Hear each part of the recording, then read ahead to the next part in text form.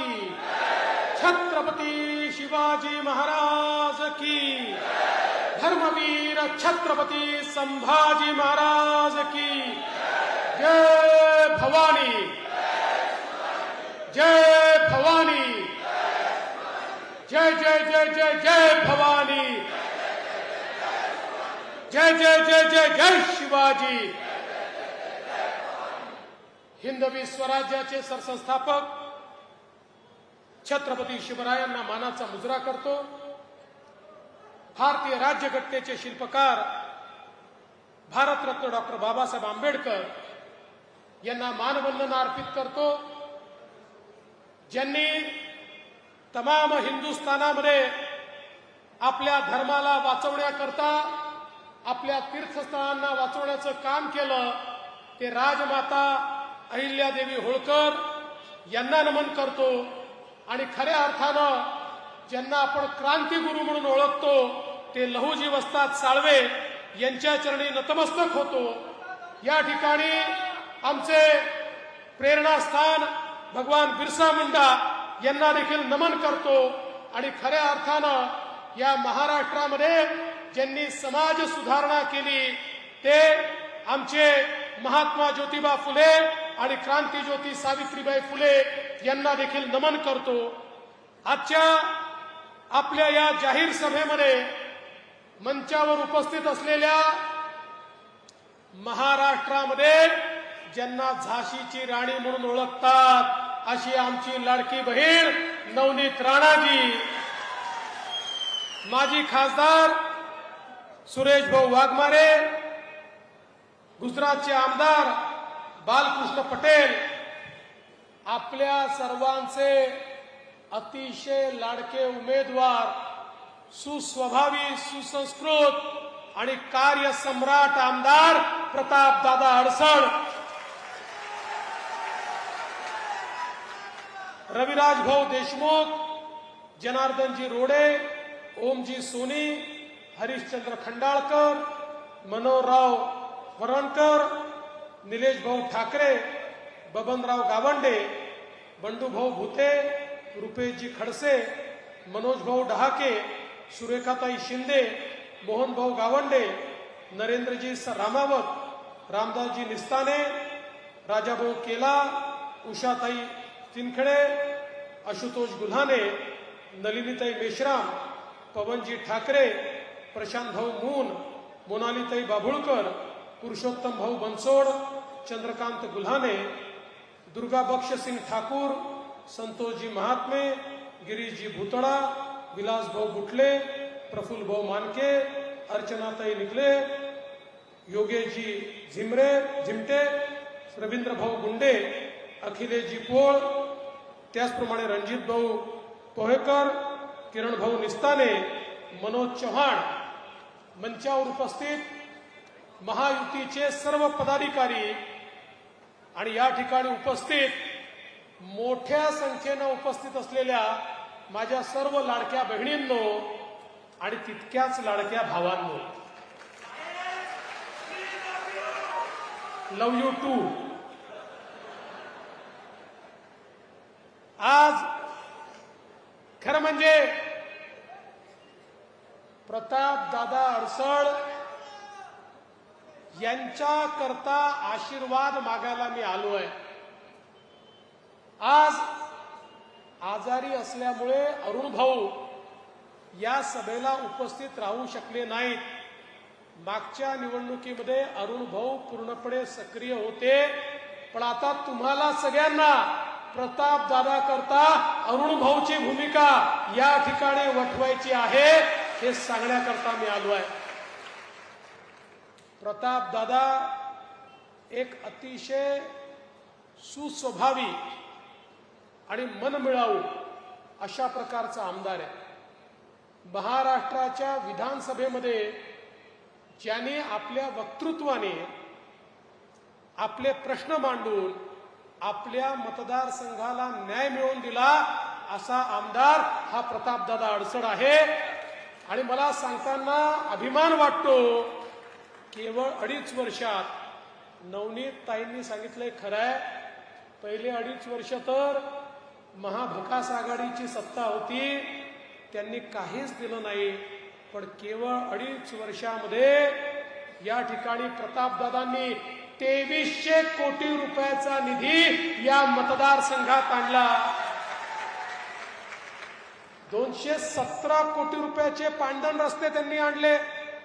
प्रतापदादा, काळजी करू नका, आपल्या जाहीरनाम्यातच आपण सांगितलंय, आता नुसते पांढण रस्ते नाही तर पांढण रस्त्याला डांबरीकरण देखील आपलं सरकार करून देणार आहे.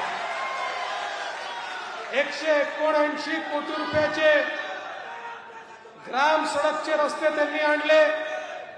983 कोटीची बजेटमधली कामं त्यांनी आणली. 60 कोटी रुपयाची सौर ऊर्जेची कामं त्यांनी आणली. 68 कोटी रुपयाची कामं अमृतमधनं त्यांनी केली. एक प्रकारे या मतदारसंघाचा चेहरा मोहरा बदलण्याचं काम त्यांनी केलं. मी तुम्हाला दाव्याने सांगतो, वीरेंद्र भाऊंच्या 15 वर्षात जेवढे पैसे आले नाही त्यापेक्षा जास्त पैसे प्रतापदादांनी 2.5 वर्षामध्ये या ठिकाणी आणून दाखवले. 17 तीर्थक्षेत्रांचा विकास. आज 17 तीर्थक्षेत्रांना 5-5 कोटी रुपये त्यांच्या माध्यमातून आले. खरं म्हणजे मी तर असं म्हणेन, विदर्भामध्ये कुठल्याही एका मतदारसंघातला रेकॉर्ड आहे की एकाच मतदारसंघातले 17 तीर्थक्षेत्र या ठिकाणी विकसित होत आहेत. आणि आता तुम्ही विपश्यना केंद्र मागितलेलं आहे. निश्चितपणे विपश्यना केंद्र तुम्हाला देऊ, कारण 23 तारखेनंतर वीरेंद्र भाऊंना विपश्यनेलाच जावं लागणार आहे. आज पाथरगाव उपसा सिंचन योजनेला 55 कोटी रुपये आपण त्या ठिकाणी दिले. ती योजना आपण पूर्णत्वास आणली. आणि सगळ्यात महत्वाचं, जे होऊ शकत नव्हतं, काँग्रेसच्या सरकारने आमच्या विदर्भातल्या शेतकऱ्यांना इतकं मूर्ख बनवलं आणि त्या काळामध्ये 1-1 लाख रुपयाला त्यांच्या जमिनी या घेऊन टाकल्या, करार करून टाकला. आणि अशा करारावर सह्या घेतल्या की आम्ही कोर्टात देखील जाऊ शकत नाही. सगळीकडनं ते मागणी करत होते. आणि राज्याच्या महाधिवक्तांनी, लॉ अँड ज्युडिशरीने सगळ्यांनी लिहून दिलं, यांना आता पैसे देता येत नाही. 2009ची केस आहे, 2023 मध्ये कशी करायची. पण आम्ही शेतकऱ्यांच्या पाठीशी उभं आहोत. प्रतापदादा म्हणाले, भाऊ काही करा, या शेतकऱ्यांवर खूप अन्याय झालाय. आपलं सरकार आल्यानंतर यांच्या बाजूच्या शेतकऱ्याला 15-15 लाख, 20-20 लाख मिळाले आणि यांना लाखभर रुपये या ठिकाणी मिळाले. सगळे नियम, कायदे, कानून बाजूला ठेवून त्यांना 2 लाख रुपये देण्याचा निर्णय हा आपल्या सरकारने या ठिकाणी केला. आज ते सगळे लोक धन्यवाद देण्याकरता या ठिकाणी आलेले आहेत. आणि एवढंच नाही तर धामकचा प्रश्न देखील असाच रेंगाळत पडला होता. आणि धामकचा जो प्रश्न आहे तो प्रश्न देखील केवळ प्रतापदादांमुळे, खरं म्हणजे धामकचं पुनर्वसन करण्याचा निर्णय आम्ही आधीच घेतला होता, पण वीरेंद्र देशमुखांनी सातत्याने त्याचा विरोध केला आणि त्या ठिकाणी हे काम होऊ दिलं नाही. प्रतापदादांनी सांगितलं, धामकचं पुनर्वसन झालंच पाहिजे. आउट ऑफ द वे जाऊन सगळे नियम बाजूला ठेवून निर्णय केला. धामकचं पुनर्वसन आणि कंप्लीट पुनर्वसन करण्याचा निर्णय आपण या ठिकाणी केला. आता आमचे विरोधक सांगतात, निवडणुकीच्या आधी घेतलेला निर्णय पूर्ण होईल की नाही. त्यांना मी सांगतो, मैं जो बोलता हूं वो करता हूं और जो नहीं बोलता वो डेफिनेटली करता हूं. और जो एक बार मैंने कमिटमेंट कर दी तो खुद की भी नहीं सुनता हूं. त्यामुळे तुम्हाला जे आश्वासन दिलंय हे 100% या ठिकाणी पूर्ण करणार आहे. बंधू भगिनींनो, आपल्याला मी आठवण करून देतो, आपण समृद्धी महामार्गाचं आश्वासन दिलं. मी विदर्भातल्या सगळ्या पक्षाच्या आमदारांना एकत्रित केलं. मी त्यांना विनंती केली याच्यावर राजकारण करू नका. समृद्धी महामार्ग विदर्भाची जीवनवाहिनी बनणार आहे. या समृद्धी महामार्गामुळे विदर्भाची प्रगती होणार आहे. या ठिकाणी औद्योगिकरण होणार आहे. या ठिकाणी शेतमालाला भाव त्या ठिकाणी मिळणार आहेत. मोठ्या प्रमाणात ही कनेक्टिव्हिटी होणार आहे. आपण सगळे मदत करा. पण मला आठवतं या प्रकल्पाला शेवटपर्यंत वीरेंद्र देशमुख विरोध करत होते. माझा तुम्हाला सवाल आहे, मला सांगा, समृद्धी महामार्ग आवश्यक होता की नव्हता? सांगा, होता की नव्हता? अरे जोरात सांगा, होता की नव्हता? समृद्धी महामार्ग झाला हे चांगलं झालं की वाईट झालं? चांगलं झालं. पण विदर्भाच्या विकासाकरता समृद्धी महामार्ग आम्ही करत होतो, त्याला विरोध करत होते, म्हणत होते फसवाय होणार नाही. आणि मग जेव्हा आम्ही कन्सेंटनी 5 पट पैसे देऊन शेतकऱ्याच्या जमिनी घेणं सुरू केलं, हळूच वीरेंद्र भाऊ एक दिवस आमच्या अधिकाऱ्यांकडे गेले, म्हणाले माझी जमीन घेऊन टाका, खूप पैसा मिळून राहिला. आणि शेवटी इकडे लोकांना विरोध करायला लावला आणि स्वतः मात्र आपली जमीन 5 पट मोबदला घेऊन त्या ठिकाणी त्या महामार्गाकरता देऊन टाकली.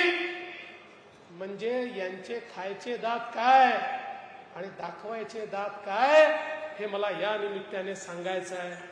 आणि म्हणून जे लोक म्हणायचे समृद्धी महामार्ग होऊ शकत नाही, आम्ही तो करून दाखवला. आणि आता आम्ही ठरवलंय या विदर्भाला दुष्काळ मुक्त करायचं आहे. आणि म्हणून वैनगंगा नळगंगा नदी जोड प्रकल्प या देशातला अनोखा प्रकल्प आहे. वैनगंगा गोसीखुर्दच्या खालून 62 टीएमसी पाणी समुद्रात वाहून जातं. तिथपासून एक नवीन नदी आम्ही तयार करणार आहे. 550 किलोमीटरची नदी ही बुलढाण्यामध्ये त्या ठिकाणी नळगंगा आणि पैनगंगेपर्यंत जाणार आहे.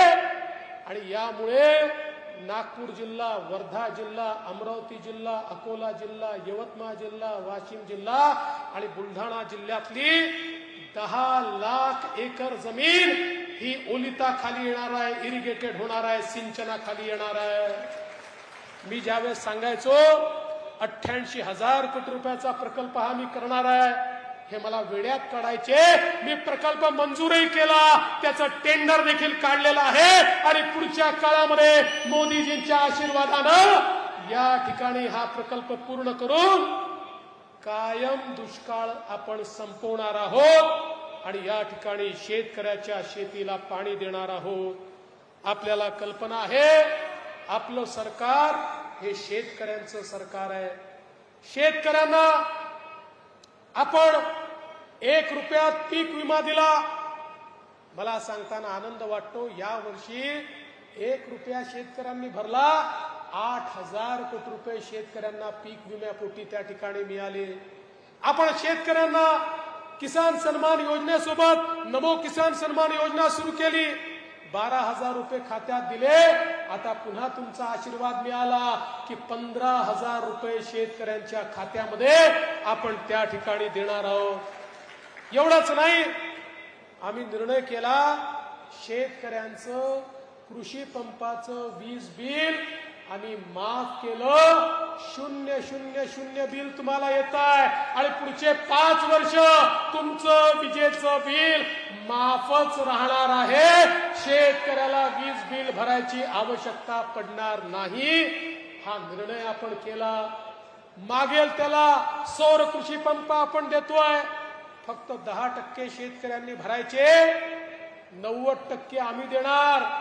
पुढचे 25 वर्ष तुम्हाला या ठिकाणी दिवसा वीज मिळेल आणि तुम्हाला विजेचं बिल भरावं लागणार नाही.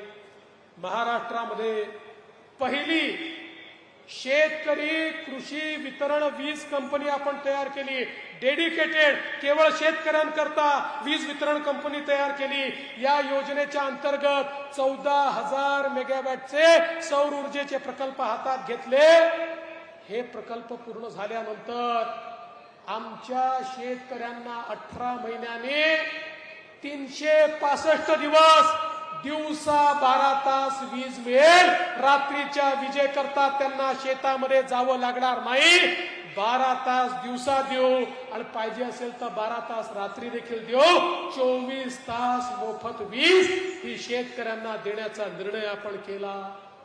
बंधू भगिनींनो, मागच्या वर्षी आंतरराष्ट्रीय बाजारपेठेमुळे कापूस आणि सोयाबीनचे भाव पडले. मी लोकसभेच्या निवडणुकीत आलो होतो, सांगितलं होतं भाव पडले तरी चिंता करू नका, आम्ही कापसाच्या आणि सोयाबीनच्या शेतकऱ्यांना त्या ठिकाणी मदत करणार आहोत. आपल्या सरकारने 5,000 रुपये त्या ठिकाणी कापसाच्या आणि 5,000 रुपये सोयाबीनच्या शेतकऱ्यांना मदत केली. पण आता तर आपण निर्णय घेतलाय आणि यावेळी भावांतराची योजना आपण लागू करतोय. MSP पेक्षा, हमी भावापेक्षा जेवढा कमी भाव मिळेल, उरलेला जो फरक असेल तो राज्य सरकार थेट शेतकऱ्याच्या खात्यामध्ये टाकेल. हा निर्णय आपल्या सरकारने केला. एकीकडे हमी भावावर आम्ही खरेदी करतोय, केंद्र उघडली आहेत, पण हे इतके नादान लोक आहेत. अरे वीरेंद्रजी, दुश्मनी करायची आहे तर आमच्याशी करा, शेतकऱ्यांची दुश्मनी का करता? पैसे आम्ही देतोय, खरेदीचे सगळे पैसे आम्ही देतोय, कमिशन त्यांना आम्ही देतोय, तरीही त्यांच्या कृषी उत्पन्न बाजार समितीमध्ये त्यांनी शेतकऱ्याच्या सोयाबीनची खरेदी जाणीवपूर्वक सुरू केली नाही. मार्केटमध्ये शेतकऱ्याचं नुकसान व्हावं हा त्यांचा हेतू या ठिकाणी आहे.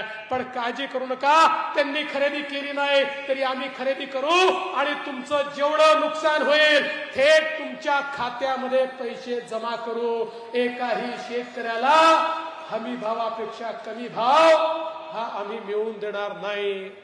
आणि आपण आता एक नवीन निर्णय घेतलेला आहे. पुन्हा एकदा तुमच्या आशीर्वादाने महाराष्ट्रामध्ये सरकार आल्यानंतर आमच्या शेतकऱ्यांना पूर्ण कर्जमाफी हे सरकार देणार आहे. बंधू भगिनींनो, आज खऱ्या अर्थानं या निमित्ताने मला एवढंच सांगायचं आहे, हे सरकार सामान्य माणसाच्या जीवनामध्ये परिवर्तन करणारं सरकार आहे. आज खऱ्या अर्थानं आमच्या अनेक बहिणी या ठिकाणी बसलेल्या आहेत. माननीय देशाचे प्रधानमंत्री मोदीजींनी सांगितलं, आपल्याला विकसित भारत तयार करायचा असेल तर आपल्याला भारताच्या लोकसंख्येच्या 50% हिस्सा असलेल्या आपल्या माता भगिनी यांना सामाजिक आर्थिक चळवळीचा केंद्रबिंदू करावं लागेल. मोदीजींनी बेटी बचाओ बेटी पढाओ पासनं लखपती दीदी पर्यंतचे कार्यक्रम हातात घेतले. महाराष्ट्रामध्ये 11 लाख लखपती दीदी आम्ही तयार केल्या. लखपती दीदी म्हणजे ज्या महिलेचं स्वतःचं स्वतंत्र उत्पन्न वर्षाला 1 लाख पेक्षा जास्त आहे, अशा लखपती दीदी या आम्ही 11 लाख तयार केल्या. पुढच्या काळात 25 लाख करणार आणि 2028 पर्यंत महाराष्ट्रामध्ये 1 कोटी लखपती दीदी आम्ही तयार करणार आहोत. हा संकल्प आम्ही या ठिकाणी घेतलेला आहे. एवढंच नाही, आपण लेक लाडकी सारखी योजना हातामध्ये घेतली. ज्या योजनेच्या अंतर्गत घरामध्ये कन्यारत्न जन्माला आलं तर जन्माला आल्याबरोबर त्या घरी 5,000 रुपये, पहिल्या वर्गात मुलगी गेली की 5,000 रुपये, चौथ्या वर्गात गेली की 7,000 रुपये, 11व्या वर्गात गेली की 8,000 रुपये, मुलगी 18 वर्षाची झाली की 75,000 रुपये, 1 लाख रुपये त्या घराला राज्य सरकारच्या वतीनं देण्याचा निर्णय आपण केला.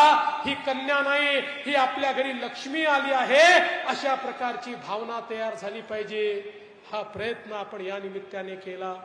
एवढंच नाही, आज आपण पाहतोय उच्च शिक्षणामध्ये मोठ्या प्रमाणात खासगीकरण आहे. डॉक्टर बनायचं असेल, इंजिनियर बनायचं असेल, आमच्या मुलींना त्या ठिकाणी मोठ्या प्रमाणामध्ये फी भरावी लागते. घरामध्ये एक मुलगा एक मुलगी असेल, आई बाप मुलीला सांगतात, बेटा आम्हाला एकालाच शिकवता येईल तेवढीच आमची ऐपत आहे, तुझ्या भावाला आम्ही शिकवतो, तुझं तर लग्नच करायचं आहे, तू घरी बैस. कितीही हुशार मुलगी असली तरी तिला घरी बसावं लागतं. आम्ही आता आई बापाला सांगितलं, तुमच्याकडे मुलीला शिकवण्याचे पैसे नसतील, काळजी करू नका. मुलीचे मामा मुंबईच्या मंत्रालयात बसले आहेत, ते मुलीची पूर्ण फी भरतील आणि मुलींचं शिक्षण हे मोफत करण्याचं काम आपण केलं. एवढंच नाही तर आपण आता महिलांना एसटी मध्ये अर्ध्या तिकिटात प्रवासाची सोय केली. जेव्हा सोय केली तेव्हा एसटीचे लोक आमच्याकडे आले, आम्हाला म्हणाले, साहेब योजना करू नका, एसटी डबघाईला येईल. आम्ही म्हटलं योजना करणार, अडचण आली तर तुम्हाला मदत करणार. महिन्याभरापूर्वी तेच लोक आले, आम्हाला म्हणाले, साहेब ही योजना काही झालं तरी बंद करू नका. अरे म्हटलं खूप लोक आहे, तुम्ही आधी आले सुरू करू नका, आता म्हणतात बंद करू नका. म्हणाले ही योजना सुरू झाल्यापासून इतक्या महिलांनी प्रवास करणं सुरू केलं की आमची तोट्यात असलेली एसटी आता फायद्यामध्ये आली आहे आणि म्हणून ही योजना तुम्ही बंद करू नका. मग मी थोडी माहिती पण घेतली काय चाललंय. माझ्या लक्षात आलं, अलीकडच्या काळामध्ये आमच्या लाडक्या बहिणींनी प्रवास सुरू केलाय. तालुक्याला जायचं असेल, जिल्ह्याला जायचं असेल तर आमच्या भाऊजींना, आमच्या बहिणी म्हणतात, तुम्ही घरी बसा, तुम्ही तालुक्याला जिल्ह्याला गेलात दुप्पट तिकीट लागतं, तिथे पान तंबाखू खर्रा काय काय खाता, पैसा बर्बाद करता. मी गेली तर अर्ध्या तिकिटात जाते आणि पैसा परत आणते. आणि म्हणून माझ्या बहिणीच आज प्रवास करायला लागलेल्या आहेत. ही परिस्थिती देखील आपल्याला पाहायला मिळते. आणि बंधू भगिनींनो, आपल्या सरकारने लेक लाडकी योजना आणली, आपल्या सरकारने मुख्यमंत्री माझी लाडकी बहीण योजना आणली. या योजनेच्या अंतर्गत आमच्या बहिणींना 1500 रुपये महिन्याला आम्ही खात्यात देतो. जेव्हा योजना घोषणा केली, काँग्रेसचे लोक, उबाठाचे लोक, पवार साहेबांचे लोक म्हणायचे होऊच शकत नाही, जमणारच नाही, पैसे येणारच नाही, कसे येतील. त्यांच्या नाकावर टिचून नोव्हेंबर पर्यंतचे पैसे 2.5 कोटी लाडक्या बहिणींच्या खात्यात जमा झाले. यांची थोबाडं छोटी छोटी छोटी छोटी झाली. पण बहिणींनो, लक्षात घ्या, जसे आम्ही तुमचे सख्खे भाऊ आहोत, तुमचे काही सावत्र भाऊ देखील फिरतायत. या काँग्रेसच्या सावत्र भावांनी काय केलं, हायकोर्टमध्ये गेले. नाना पटोले आणि सुनील केदार यांचे अधिकृत निवडणूक प्रमुख अनिल बडपल्लीवार हायकोर्टमध्ये गेले आणि पिटिशन दाखल केली आणि सांगितलं, लाडकी बहीण योजना म्हणजे पैशाचा चुराडा आहे, ही योजना बंद करून टाका. आम्ही हायकोर्टात भांडलो.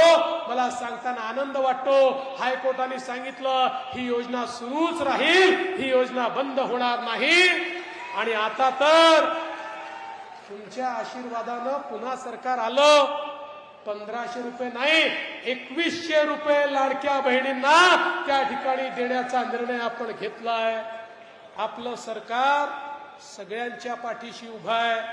सर्व समाजाला पुढे नेण्याचं काम आपण करतोय. आज आमच्या गोवारी समाजाला त्या ठिकाणी न्याय देण्याकरता आयोगाची स्थापना आपण केली. त्यांना सर्व प्रकारचे लाभ देण्याचा निर्णय आपण केला. आमच्या धनगर समाजाकरता त्यांची मुलं ही चांगल्या शाळांमध्ये शिकली पाहिजे, त्याचा निर्णय आपण केला.